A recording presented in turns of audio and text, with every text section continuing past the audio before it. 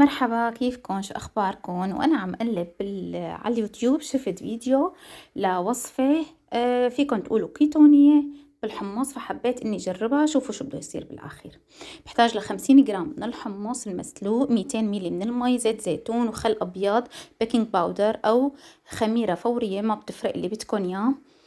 وبحتاج كمان لربع كوب من قشور السيليوم، ملح الهيمالايا، ونص كوب من طحين اللوز. طبعا قشور السيليوم أنا هاي اللي استخدمتها. ممكن تجيبوا بذور القاطونة تطحنوها وتنخلوها منيح وتاخدوا بس القشور. هلا مثل ما قلت لكم رح اخذ بس 50 جرام من الحمص المسلوق اللي هي الكمية المسموحة بالكيتو، بس لازم تحسبوا الكارب مزبوط ضمن برنامجكم الغذائي.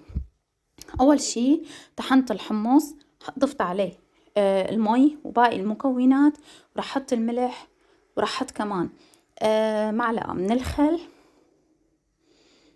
وحوالي معلقتين من الزيت الزيتون، وربع معلقة صغيرة من بيكنج باودر أو الخميرة الفورية، ما بتفرق. خلطتهم كلهم مع بعض، صار عندي القوام بهذا الشكل. يعني لا هو كتير سميك ولا لزج. هلأ دهنت إيدي مي، دهنت الصينية زيت، وحميت الفرن من فوق ومن تحت على درجة حرارة 180، وبلشت كور الخبز مثل ما كان بالفيديو تماما. سويت الخبز بهاي الطريقة. أنا شو قلت لحالي؟ رح يطلع عندي هلأ خبز صمون غير شكل. دخلته على الفرن، حطيته 12 دقيقة. طبعا ما كفوا، كان لازم زيد الوقت أكتر، 5 دقايق لحتى استوى عندي الخبز من فوق ومن تحت. بس شوف شو بده يصير بالخبز، شفتوا صار شبه منحرف. طبعا خليته لحتى يستوي وشه مزبوط، لأنه قلت لكم 12 دقيقة ما كفيت. وعملت نفس الكمية. قلت يا بنت بجوز أنا الوصفة ظلمتها، خليني جرب أعمل توست. كمان عملت نفس الكمية نفس المقادير. جبت قالب التوست، دهنته زيت، دهنت ايدي مي، وجبت العجينة وحطيتها بقلب قالب التوست، ورشيت عليها حبة البركة وسمسم وشوية ملح، وغطيتها لبين ما صار عندي الخبز اللي موجود بالفرن. يعني تقريبا ريحتها شي ربع ساعة تقريبا بهذا الشكل. طبعا درجة حرارة الفرن يعني بين 170 180، لا تقووه كتير ولا بده يكون بارد. هلا الخبز اللي شبه منحرف تقريبا خلص. شوفوا كيف نافش هيك وما احلاه بقلب الفرن، بس المشكلة انه ما ضل صمون، صار موديله هيك شبه منحرف. فقلت لحالي يا بنت حطي هالتوست وشوفي شو بده يصير، وجربي طعمة الخبز، بجوز تكون الطعمة مالا سيئة. طبعا الخبز استوى من تحت ومن فوق، ما عليه حكي، وبيلف معكم كمان ما عليه حكي.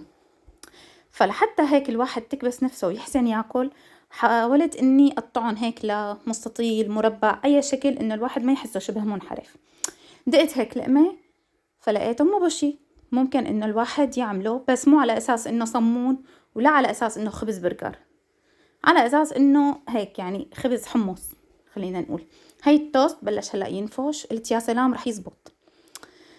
هلا الخبز يلي انا قسمته هيك بهذا الشكل، بعد ما برد حاولت اني اشوف شو النتيجة. طبعا القوام ضابط وما احلاه. الطعمة مقبولة ما عليها حكي، بس مثل ما قلت لكم الشكل ماله تمام. وبيلف الخبزة بتلف معكم طبعا. يعني هلا انتم ممكن ما تعملوا صمونة، ممكن تفردوها بين ورقتين زبدة وتخلوها هيك خبزة عادية جدا، يعني مثل الخبز العربي، والطعمة ما لا سيئة. هلا التوست بعد ما ضل تقريبا نص ساعة بالفرن، او فيكم تقولوا 40 دقيقة، التوست اكل معي وقت اكتر، خليته على جنب لحتى براد. طبعا ما لزق عندي شي، تأكدت، بس برد عندي تماما. قطعته لحتى نشوف النتيجة. طبعا نفص، ما ضل منفوخ للأسف، بس مستوي من فوق ومن تحت ومن جميع الجهات. هلا شوفوا كيف لأنه في حمص والحمص تقيل، فبتحسوا القسم اللي فوق هوا والقسم اللي تحت عبى، فهي طعمة الحمص بهذا الخبز ظاهرة واضحة يعني. بس الخبز ماله سيء كطعمة، ماله سيء، ولكن ما فيكن تعتمدوا عليه انه تعملوه خبز برجر او خبز سمون. أنا بوصفاتي السابقة عملت لكم خبز برجر للكيتو دايت، وعملت لكم خبز ال4 معالق كتير كتير ناجح وراح يعجبكم، جربوه حتدعولي إن شاء الله. واللي بيحب يجرب هاي الطريقة كمان ما في أي مشكلة يجربها، ولا تنسوا تكتبوا لي رأيكم بالتعليقات. باي باي.